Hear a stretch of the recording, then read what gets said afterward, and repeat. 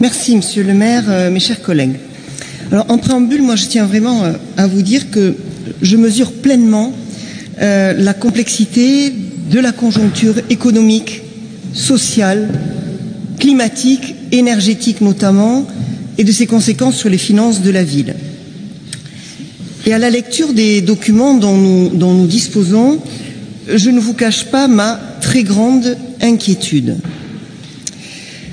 Car s'il y a un domaine qui ne souffre pas ni l'approximation ni l'absence de rigueur, c'est bien la gestion financière. Et aujourd'hui, je suis d'autant plus inquiète que je constate dans ce qui nous a été fourni à la fois un manque d'anticipation et beaucoup d'approximation dans les maquettes budgétaires que vous nous produisez. Je vais vous en donner des illustrations concrètes et précises, et j'insiste beaucoup sur la précision s'agissant d'un sujet comme celui-là. Prenons les dépenses d'énergie, par exemple. La décision modificative prévoit un complément de 861 K euros,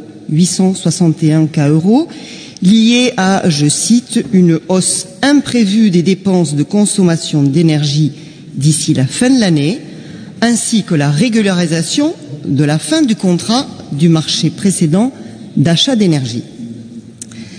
Or, lors du Conseil du 29 mars et du vote du budget primitif, notre groupe vous avait alerté notamment sur la hausse prévisible du coût de l'énergie et des matières premières. Vu le contexte, à l'époque, à notre sens, elles étaient sous-évaluées dans votre estimation. On avait attiré votre attention, on avait d'ailleurs insisté assez lourdement là-dessus. Alors je ne sais pas si vous vous souvenez de la réponse que votre adjointe en charge des finances nous avait faite à ce moment-là. Je vous la donne et je vais la citer là aussi précisément. J'ouvre les guillemets. Concernant le coût de l'énergie, figurez-vous que nous avons négocié l'ensemble de nos contrats énergétiques jusqu'à fin 2022. Donc, nous sommes prémunis dans ce marché extrêmement volatile de l'énergie jusqu'à fin 2022. Je ferme les guillemets. Alors, peut-être que pour vous, l'année s'arrête au 1er novembre. Eh bien, figurez-vous que pour tout le monde, elle s'arrête le 31 décembre. Deuxième exemple d'approximation. Je vais parler des charges de personnel. L'ADEME intègre naturellement la revalorisation et du point d'indice et du SMIC, ce qui nécessite un complément de 3,8 millions d'euros par rapport au budget primitif. J'ai envie de dire, à ça, il n'y a rien à redire. À ce détail près, à quoi correspondent ces 3,8 millions d'euros? Est-ce une dépense incluant les charges?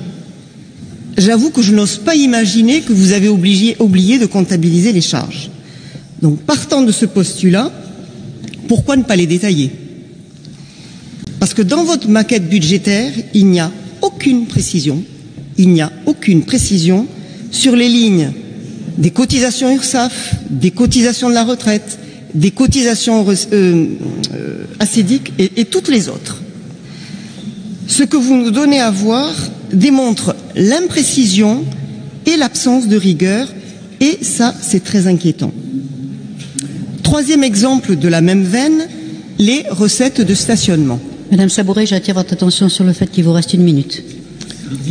Je vais vous dire, je prends rarement le temps qui m'est accordé, donc aujourd'hui, je compte le prendre parce que c'est un sujet sérieux.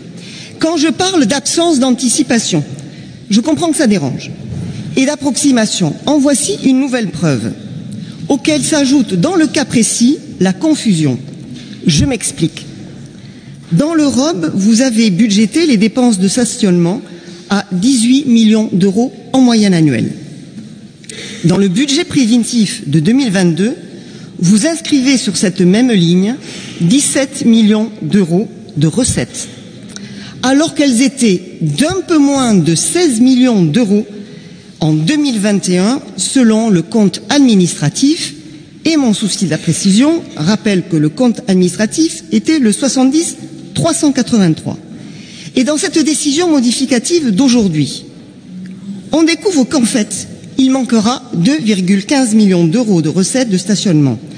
Vous le justifiez lapidairement par l'évolution des pratiques des usagers, et je reprends là vos termes.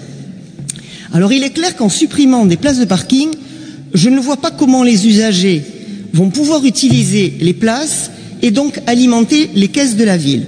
Et ça, c'est juste une question de bon sens. Depuis le début de votre mandature, vous avez supprimé plusieurs milliers de places de stationnement. C'est un choix politique, un choix que vous assumez, dont acte, il vous appartient. Du coup, aujourd'hui, j'aimerais que vous nous expliquiez précisément. Madame Sabouret, votre temps est expiré. Le temps est le même pour tout le monde. Je suis tout à fait désolée.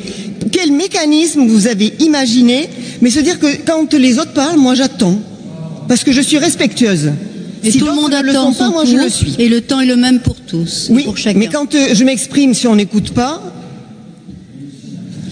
vous avez imaginé, alors je reprends, j'aimerais savoir précisément par quel mécanisme vous avez imaginé pour augmenter les recettes de stationnement en réduisant autant le nombre de places de parking. Alors de deux choses l'une. Ou vous aviez bien prévu une extension des nombres de places de parking en étendant le stationnement payant dans tous les quartiers, auquel cas notre groupe avait vu juste quant au fait que la consultation des habitants n'était qu'une concertation de façade et que votre décision était déjà prise. Mais dans ce cas, eh bien dites-le, tout simplement. Mettez en application le contrat démocratique, soyez transparent avec les Bordelais. Ou alors, seconde hypothèse, vous n'avez pas intégré qu'en réduisant le nombre de places de parking, cela entraînerait mécaniquement une baisse des recettes. Et j'en finis. Que penser de l'orientation budgétaire 2023 qui a été évoquée lors de la commission des finances du 24 octobre, qui donne des recettes de stationnement stables pour l'année prochaine? Doit-on comprendre que vous allez arrêter de supprimer des places de parking ou que vous allez augmenter les redevances? Messieurs le maire, et désolé d'avoir pris un peu de temps, mais c'est quand même extrêmement important, nos questions sont légitimes.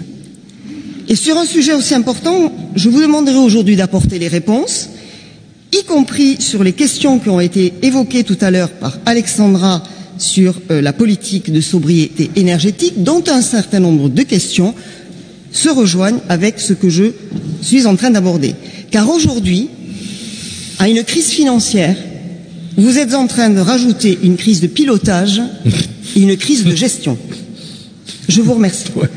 Voilà. C'est nous qui vous remercions, Madame.